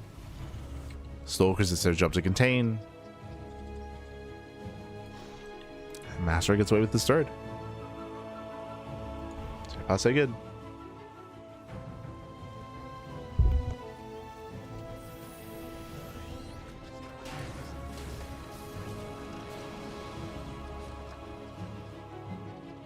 MasTeR with the better start. Likewise, Inexorable, he attempts to break out. Got spotted, of course. Oh, nice flank. Nice target firing. Takes down the weakened Stalker. Stim is still not even halfway done. MasTeR back at home, building up, working towards Colossus once again. So blink into Colossus into charge. Similar to last game. It's a bold push here from Inexorable. Remember, he has no stim. Yeah, he has no stim. Marines are going down. Tanks are exposed. And Inexorable, he may lose everything here. Oh, no. God. Yeah, Inexorable, he should not be here. He does trade a little bit. He does pick up some Stalkers. But he's going to lose every single tank. Oh, no. 2 tanks go down, the entire bio army. I mean, 5 pros went down to auto turrets, so there was some economic damage, but that was not worth losing everything. Without those tanks, that means the 3rd base is going to be more exposed. It's going to be more vulnerable. It means that when MasTeR pushes out, the defense is going to be so much more weaker.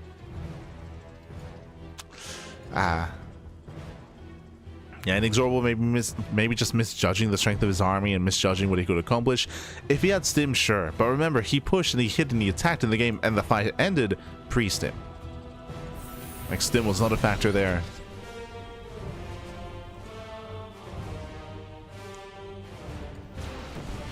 Ay.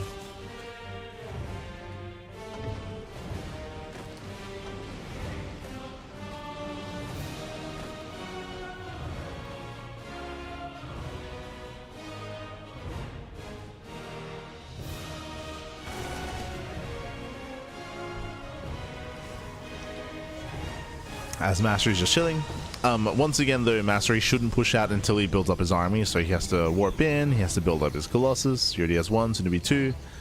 Getting up to 3 into Disruptors. Things are looking that much more bleak here for Inexorable. He does claim his third base. We should be seeing a fourth student from MasTeR. There it is. Going for the center expansion. Expanding towards the Terran. Scan reveals more Colossi.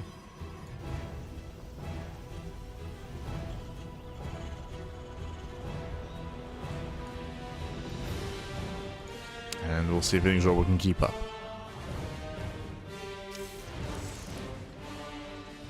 Step building of his Vikings. Spots the observer. Nicely done.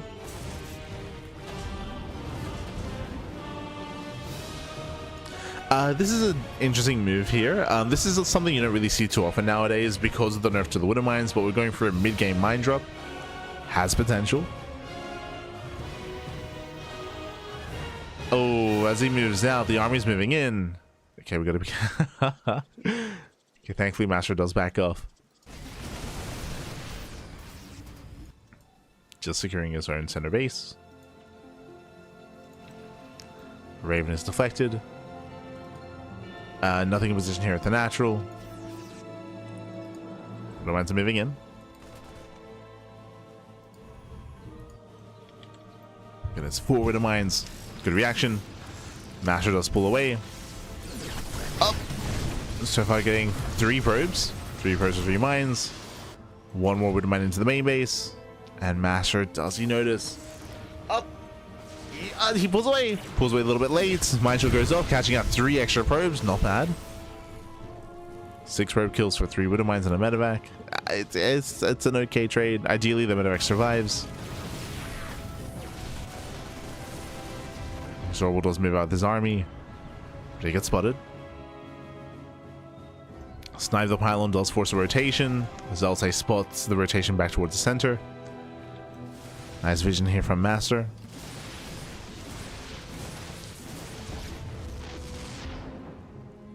So far as keeping up with the army.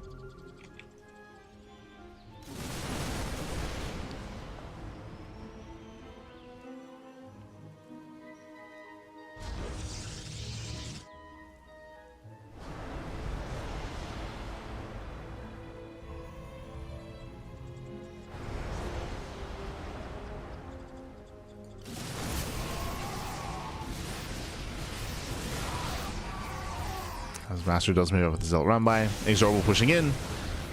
I mean, his Viking count is looking solid. He's got, what, 13 Vikings. But remember, they're disruptors. They're Novas.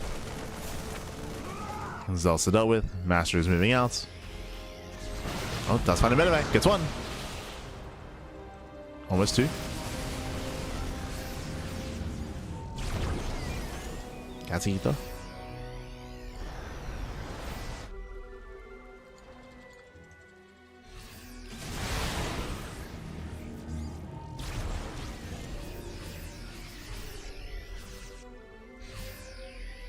As both armies max out. MasTeR claiming his 5th, and we're getting his own 4th base. And when it comes to the main armies here, the Viking count is looking solid, but we are still lacking when it comes to the complexity of this army. This is where we need Liberators and Ghosts. Sure, there are no high template at EMP, but everything else can be. And EMPs will be huge here against this massive amount of Zealot army. Likewise, there's no mines here to punish those charge lots.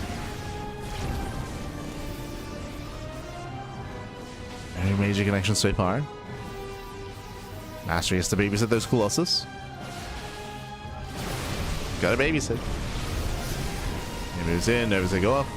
Ooh, brutal connection, catching out Marines. Yeah, Marines, Marauders going down. Connections of brutal Vikings, they up to land actually. That means Colossus can move in. Yeah, now we can A-move. Now we can F2 here. Novas, they don't quite connect. Where the Colossus, as we lose every single Viking. Here come the Colossus, they've been activated. And Inexorable to throw away all those Vikings was brutal. Like, again, he should know internally that he did not kill the Colossus. Like, he knows. He should know. He's down to 2 Vikings. Uh-oh. As he moves out with his drop, MasTeR moves in. Here we have only half the army. Only half. And MasTeR just collapses in. Hunts down the Vikings and the medevacs. Inexorable trying to come in from behind. Colossus are exposed. True. Gets one. Not even. GG gets called as Inexorable's out of position, and MasTeR takes game number 2, taking a 2-0 lead in the series. GG. Whew. GG, well played. Again, the defensive position, the defensive setup was quite weak there for Inexorable. I mean, he lost his tanks earlier, but he didn't have any Sim City, no Widow Mines, no defensive setup here back at home. Inexorable, he was hoping that he could thrive on his map control, to be hyper aggressive and to rotate and to maintain that, but he did eventually lose that map control. Likewise, we had a crazy decision there from for Inexorable to land the Vikings, to land 13 Vikings and to lose 11 of them. 11 Vikings were killed in the process, and the problem there was that you should not land your Vikings unless you're going for a kill move, right? Unless the plan is to win the fight and then counterattack immediately and try to end the game, right? And do crippling damage. Like that's the scenario, the one scenario where you would land your Vikings. There it felt like he was a little bit overexcited and overeager to try to surround the army, but the army slipped away, and then it just wasn't worth it because there's still 3 Colossus up and running. And they just overwhelmed. They just overwhelmed from there. GG, well played. With that, MasTeR does take a 2-0 lead in the series, and he needs one more game to claim this best of 5. Meanwhile, the pressure's on Inexorable to try to recover, to try to bounce back, to bring us to an extended series. Let's go. Spawning in the bottom right hand corner of Ruby Rock, we have the resilient Terran player. We have the blue Terran representing insane MasTeR killers. It is Inexorable. And spawning in the top left hand corner, we have his opponents. We have the Brazilian Protoss player, the red Protoss representing Team Hellfire. It is MasTeR. Here we go. Whew, we're down to game number 3 here. Again, the pressure is on Inexorable, and again, he's had some nice moments. He's had some nice moves throughout game 1 and game 2. But again, just some key missteps here. In game 1, it was Inexorable misrallying 4 Liberators into the army and losing all 4 Libs for free, and that triggered the counterattack. Here, it was similar. It was Inexorable landing his Vikings. I say similar, it was Inexorable making the cognitive decision to land those Vikings, to lose them all, to lose that air control, and then to be overwhelmed by the Colossus army. So we gotta calm down, Pappy, calm down. As it did happen in game 1 as well, where Inexorable, who was very quick to land those Vikings, very quick to try to like catch the army.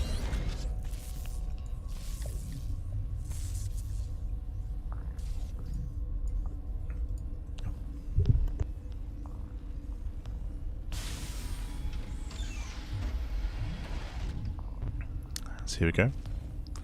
As for the first time this series, double gas opener, faster factory, this time a much more aggressive start out of our Terran. Meanwhile, MasTeR building up back at home, standard opener, just going for his own gate, expand into Cybercore. So standard play out of MasTeR. Meanwhile, Inexorable, he's being more aggressive, more tech heavy. From here, going to Reaper Hellion, early Cyclone, early Banshee play, early tank drop. Show us what you got.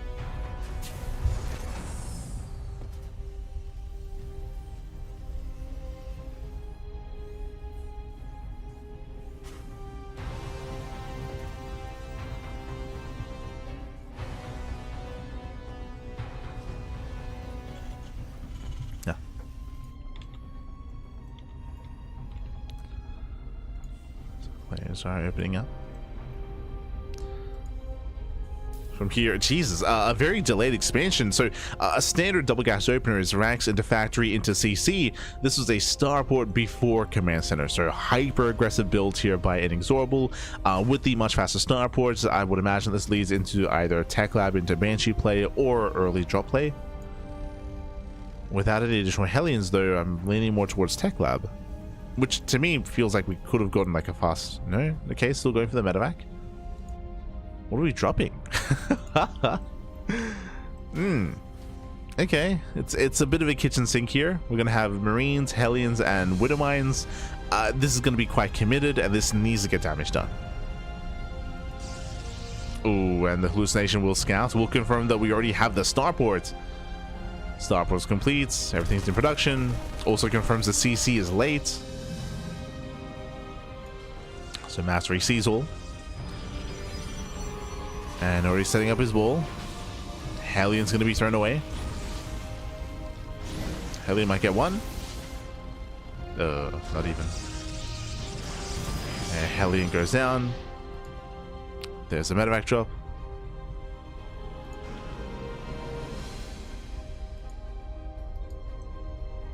Six Marines and a Winter Mine. MasTeR, the hallucination, did actually spot the medevac moving out, so he knows. He's aware there's a drop coming. Ooh, and he can punish. It's Marine. Picks up a Marine, baits out the mine shots. Ooh. Forcing the pickup.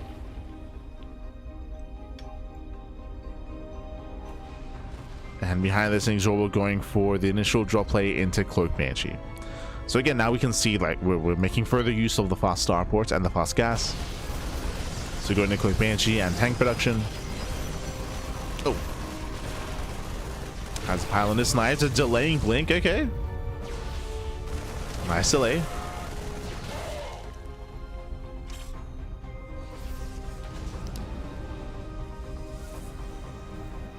Delays blink. MasTeR claiming his own third.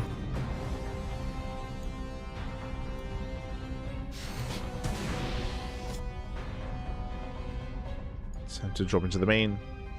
And I believe due to that Widowmine hunting down the Phoenix there is no scout. Yeah, there's no scouts. But the Banshee is spotted. Observers in position. Detection is available. MasTeR did play it safe. I mean, every game has gone 3-gate blink. Oof. No, the Banshee does not get away. It doesn't get out of there. Yeah, likewise, one probe. One. Yeah, one probe goes down for the drop of Marines. Again, not quite worth it. Remember, Inexorable, his economy is weaker than it otherwise normally would be because he went for a late expansion. He went for a very fast starport, and so far it's not been worth it.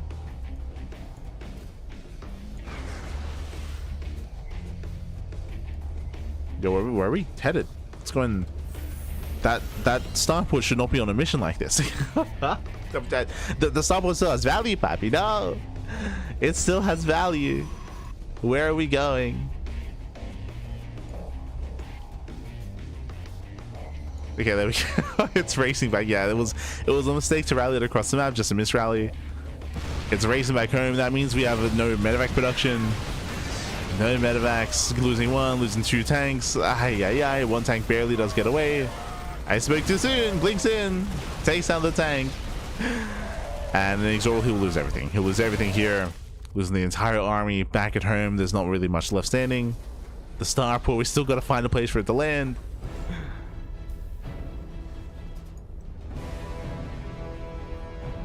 Not like this.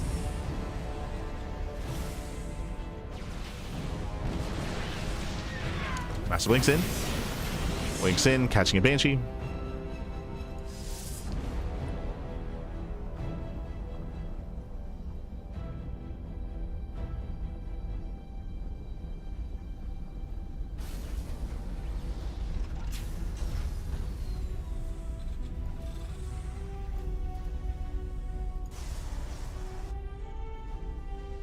And from here into all he's contained. He's lost everything. He's lost all the momentum across them that he would have to push across the map. He's stuck here at home. He does throw down 2 more axes, 2 base all in.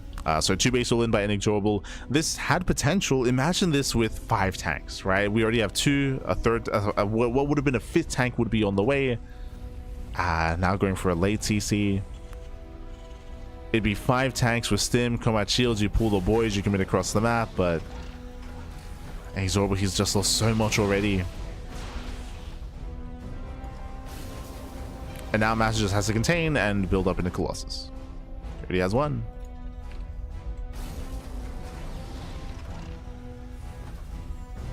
He does have the one. MasTeR's being hyper defensive. Building on more tanks.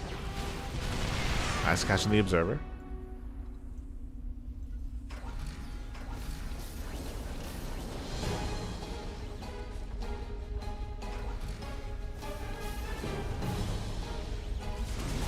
Inexorable does try to break out. Does pull a couple of boys. Okay. Long distance mining.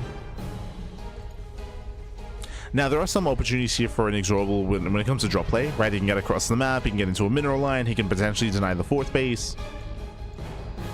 There are some options here, there's potential, but he is heavily reliant on MasTeR making mistakes.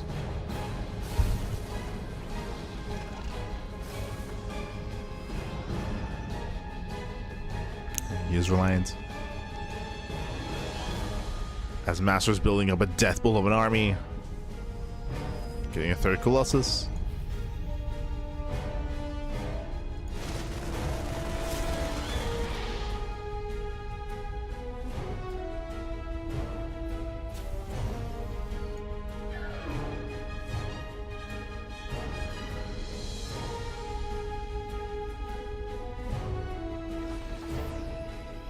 As MasTeR is about to max out, and once he does, then he can start pushing. As he's building up into another Colossus.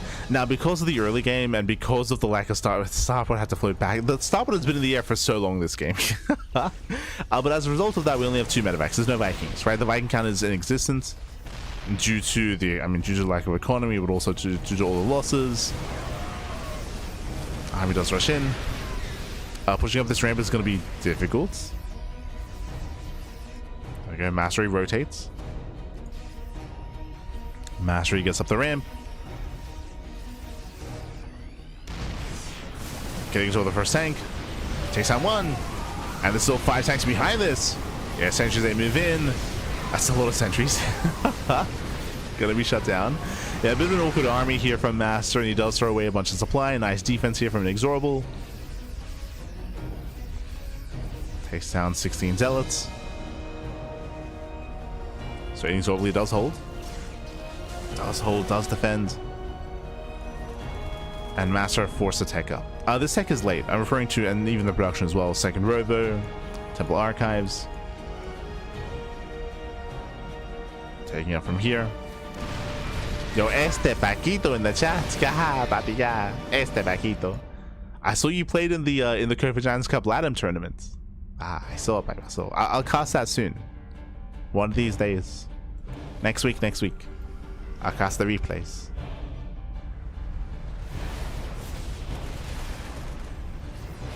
Paquito.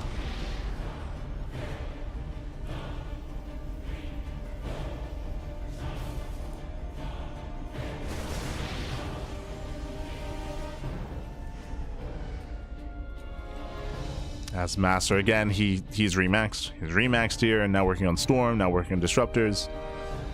You could, I was gonna say you could argue he has too many pros. Nah, it's fine. 85 workers. But again, because we're just so tank heavy here, he cannot push in. As Angel was building up more tanks. Again, just being very turtle heavy. Sensor towers, missile turrets, more CCs.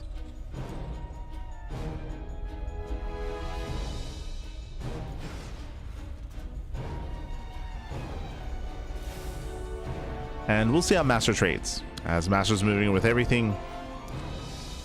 Ideally, he wants to try to pick up some of these tanks. Blinks in. Yeah, blinks in. Zealots they trickle on 4. They get onto 1, 2, 3 tanks will go down. Yeah, let's catch 3. 3 tanks and a Viking.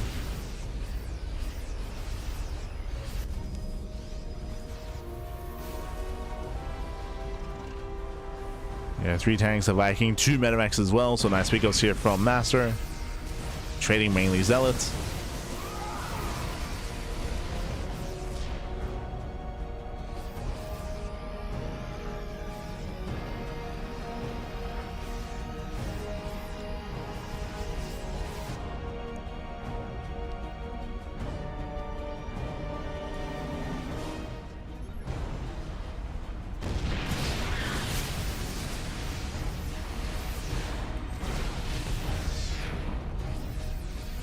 MasTeR does rotate.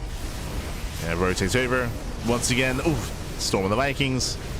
This time tanks are out of range. Yeah, no tanks in position. He dominates the 4th base. And his orbital just cannot expand. Zealot run by hit towards the 3rd. Thankfully does a move into buildings.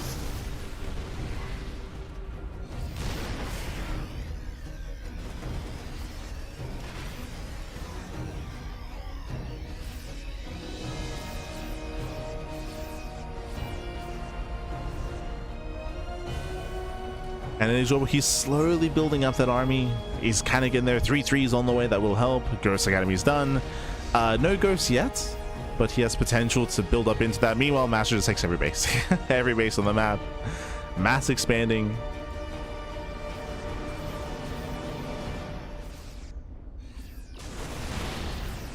And MasTeR, he might not break this position, but he doesn't need to be honest. Doesn't need to. Oof. Brutal Nova. Mass Storming here on the Vikings. Getting one.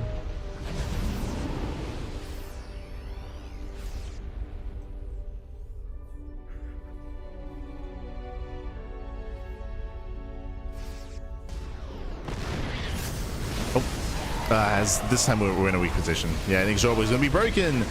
All the tanks are going down. He happened to be moving out with his drop, so Inexorable he was fighting with half his army. There was an opening.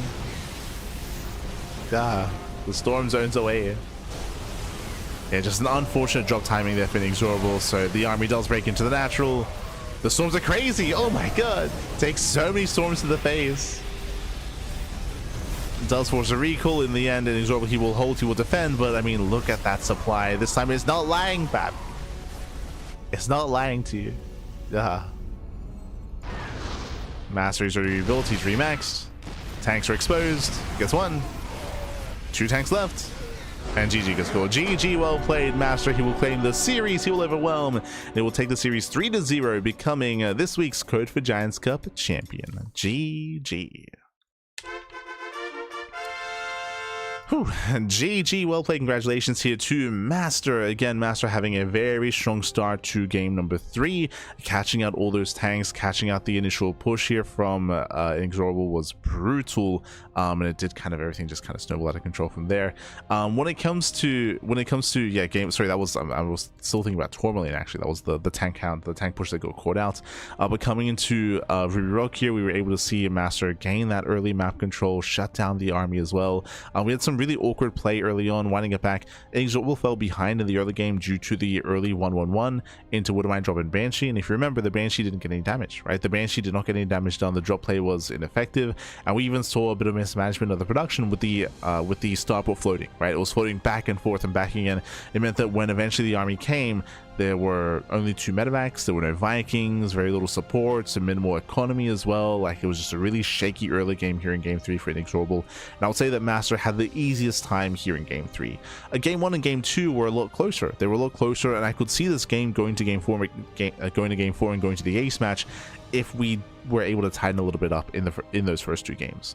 Specifically referring to Inexorable rallying his Liberators into the army, and also committing to that tank fight early on as well, where he did misjudge the strength of his army as well. Like, there were 2 big moments where he kind of lost momentum and lost his lead, where he didn't necessarily have to have happened, of course, and we could have seen like a more of a back and forth, at least in the first 2 games.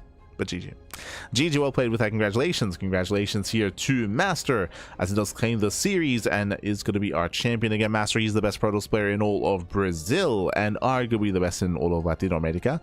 Mute has something to say about that, of course, as I would say that Mute is slightly above at the moment, slightly above MasTeR. But GG, well played. Congratulations to our top players here. Shout out to Erik. Erik, he went down in the semifinals, if you recall. He was again being very experimental with his play. That's what I will say. He was being very, very experimental, and we did see that he was trying to go into meter play, and he was punished every time. Just to re-emphasize, when it comes to the build that Erik was going for, it does work, but only if his opponent doesn't scout and if his opponent is playing standard. We saw that MasTeR, he was being hyper aggressive in both games, and he did scout in game 2 as well. But GG, well played. With that does wrap up for the most part our broadcast here for the day. There is something else that we do have ahead of us though, something a little bit different, something special. We do actually have a redeemed replay cast from a regular in the chat. I don't really know what I'm gonna get into, but I am aware that this supporter, this regular in the chat, doesn't really play much StarCraft and has taken a big break from the game, but recently dipped into the ladder. Oh boy, and I don't really know what to expect. Let's go. Let us go. Hold on, I need to set up for it. Here we go. Un momento. Before we wrap up, we have one game. We have one game redeemed in the chats. For those that are unaware, in our Twitch chat, we do have some points you can redeem, and you can redeem a replay cast. One moment. There we go. There we go. So you can redeem a replay cast in the chat. I think it's 10,000 channel points, 10,000 points. And there was a point redeemed, or there was a replay redeemed a couple of days ago. Viewer replay cast. Bam. Okay, here we go. So in the chat, it was I Stan. Again, I Stan, he's a longtime supporter of the channel, a very generous supporter as well. Did dip his toes into the ladder, and I believe I was told that this was a very short game. Let's go. Let us go. Oh boy, oh boy. Oh, he's using the new hero portrait. Beautiful. As we're jumping into a ladder game here, spawning in the top hand corner, we have our ladder hero, the red Brodos player. It is Await, representing clan Async. And spawning in the bottom right hand corner, we have the CranKy Ducklings viewer himself and supporter. It is I Stan. Here we go. We have a ZVP, and this is not quite. God damn it. So fun fact, this replay was titled 12 pool. This is a 14 pool, by the way. So so already I stand. I know it's been a while since you played some StarCraft. That's a 14 pool, regardless, pool first, but 14 pool build here from I stand, not 12 pool. From here we're going to be going for an earlier pool timing into a bit of a more aggressive and assertive start. Oh Jesus, wait, what? Oh, I see. Are we gonna make 12 spawning pools and just die? Is that what this is? is that what's happened here? Okay, this is how you 12 pool. So my mistake, I was rectifying him. Technically it was a 14 pool into a 12 pool. I'm ready. God damn it, I stopped. God damn it. This reminds me of do you remember shout out to those that remember Husky and his music videos, when he did his Justin Bieber parody video. I think it was the Justin Bieber one, where one of the lines has to do with the 6 pool, and then it pans over to the in-game screen, and there are 6 spawning pools. The 6 pool, pappy. That's what my mind goes to. It was in one of the. It was in one of the parody videos. All right, we're getting there. Oh wait, what did his opponent scout, by the way? Yeah, he saw. I was ready for the question mark. I was ready for one of these. I was like, what is going through his opponent's mind? He saw 3 pools. He saw 3 of them. I mean, he's terrified. Oh, okay. He's going for a 2-gate response. This is the response you want to go for against a 12 pool, by the way. True. This is the correct response to a 12 pool. Kappa. Going for a Robo 1 base as well, delaying his expansion. Probe goes back in, and now he sees. Yeah, now he confirms. How many do we have so far? We got 7 pools on the way. We're almost there. He's like, yo, I heard these people on stream. They keep saying like 12 pool. They keep saying 1-1-1.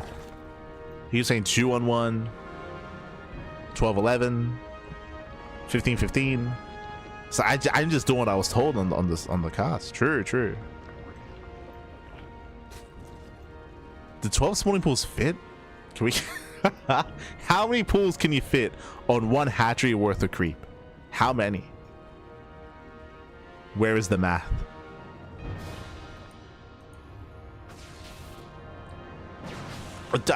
Wait's going for it.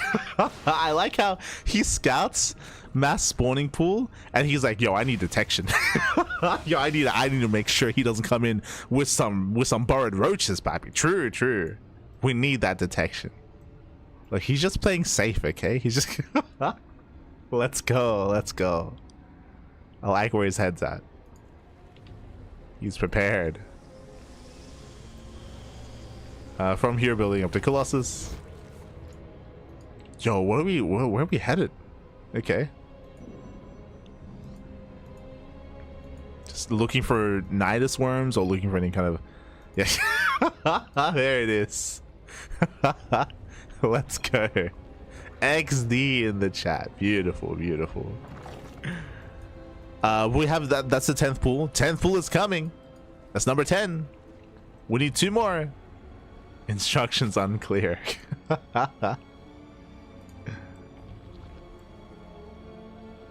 Fitting, yes, fitting name, Papi, fitting name. First ladder game in many years. Shout out to Iceston, shout out to Iceston. Laddering for the first time, and what a game as well, you know. 12 pool in your first game. Crazy. Two more, Papi, 2 more. We're almost there. We're almost there. We could even 14 pool. Oh, it's looking for ninja bases. Ideally, you'd be doing this with like adepts. It'd be much faster, and you'd also be able to have your observer like in the center just in case a push came across the map. Oh, we're expanding. Wait, hold on. So okay, so that's gonna be a hatchery after the 10 pool. I stand. There's pool number 11. It is 12. The 12 pool, Pappy. He's done it. We made it. He didn't die before it either. True. Didn't die. All right, Aistan, where do you take us from here? Now we got to play the game. Now he's like, I didn't think I would get this far. It's like, oh my god, I got my 12 pools. Now what do I do? It's time for link speed. Yeah, gas is being taken. Yo, yeah, double gas. So we gotta catch up on link speed. It's late. True. Gotta catch up. Got that gassing come up and running. Awaits. You know what? I just realized as well. Shout out to Await. He's waiting. He let Aistan get his 12 pull up. Let it happen. What a guy. This is also like a good excuse to like just kind of practice your macro as well, right? Like get your gateways up, build up into Colossus. I mean, this is a really weird build to do in PvZ. I will say that, going 2 base Colossus. It's a little bit odd. And I would not recommend this in a regular game, but it's fine. It's fine.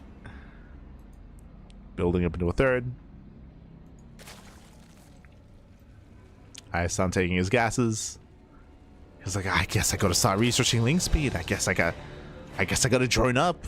I guess I gotta play the game. No. Okay.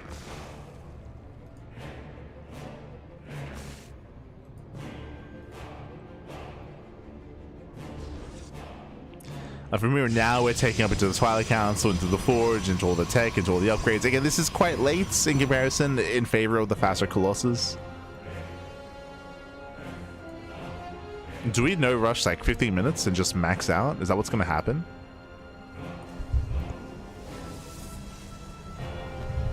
I mean, we might, to be honest. I don't think I recommend pushing out like with vanilla zealots. So we might be here for a while. Okay. Oh no, Aistan, don't do it. No, he's got 16 links on the way. Not like this. We can drone, Pappy. We can just drone up. Getting to our lair. No.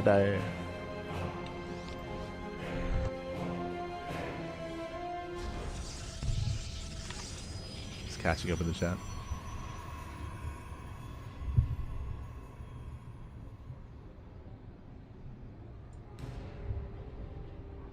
Fresh YouTube short content. True.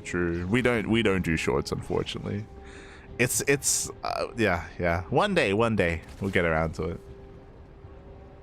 One day. I think we've released 2 shorts. 2. It's just a lot of work. It's like a lot of like to export, to upload, to edit, to cut. to find a good moment to piece it together.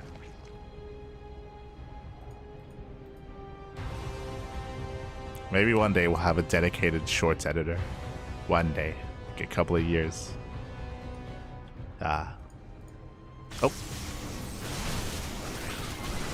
Yeah, so things they get caught out by the Colossus. He gets a High Templar. Let's go. He got one High Templar. Einstein, you killed the unit there. And the probe. GG. GG, well played. True. 12 was it's just an awful build. Why would anyone do it? True. Understandable. GG, well played. Wade does claim the game. Shout out to Einstein for playing StarCraft for the first time in years. And 12 pooling in style. GG, well played. Do appreciate it. I would love to know, Einstein, if we got some more games in. Did we actually hit the ladder? Did we hit the ladder? Did we start grinding? GG, Einstein, GG.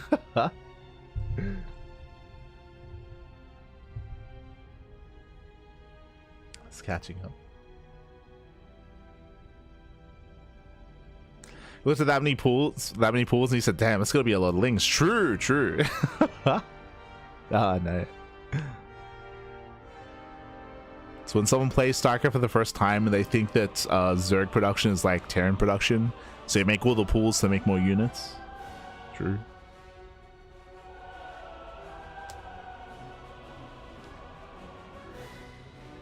Missed opportunity to get speed and adrenal at the same time. Yeah, you got to take advantage of the pools to get all the upgrades. You get your speed and adrenal timing. True. The D14 pool instead, it was technically a 14 pool opener into a 12 pool, if that makes any sense. Technically, this was a 14-12. Like 14 pool, 12 pool. Technically. which is something that can break the brain. But that's what it was. GG, well played. Again, shout out to Isan. He did redeem the replay. If you're in the chat, you can do so yourself as well. 10,000 points, and we will cast a replay. We'll, of course, won't be too harsh. We'll give criticism or advice if ever is needed. Otherwise, just here for a good time. GG, well played. A big shout out to Isan. And I hope that wasn't the only game we played. I hope we actually hit the ladder and actually got some games in. To potentially play an SDO, true, but maybe SD Einstein, but GG. And again, thank you so much for redeeming the replay. Thank you so much for all the support in the chat as always as well. As otherwise, we are wrapping up here for the day. Again, we just wrapped up with Code for Giants Cup, but congratulations to MasTeR once again for claiming the win and for becoming our champion this week. Again, Code for Giants Cup is a fortnightly or bi-weekly Brazilian tournament, so every 2 weeks we do have a Brazilian event. And again, shout out to Cosmos for hosting the event, organizing the event, and facilitating for the Brazilian players to play amongst each other.